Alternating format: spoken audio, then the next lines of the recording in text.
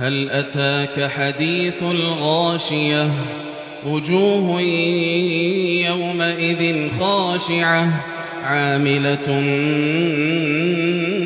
ناصبة تصلى نارا حامية تسقى من عين آنية ليس لهم طعام إلا من ضريع لا يسمن ولا يغني من جوع وجوه يومئذ ناعمة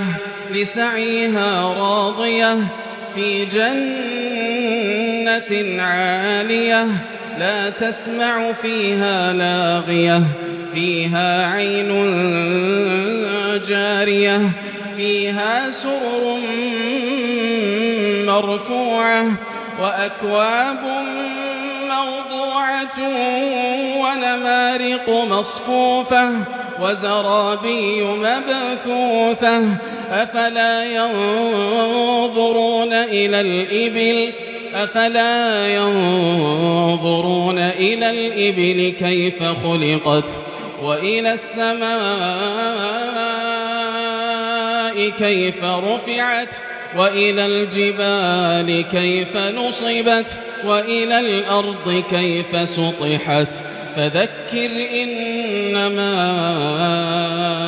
أنت مذكر لست عليهم بمسيطر إلا من تولى وكفر فيعذبه الله العذاب الأكبر إن إلينا إيابهم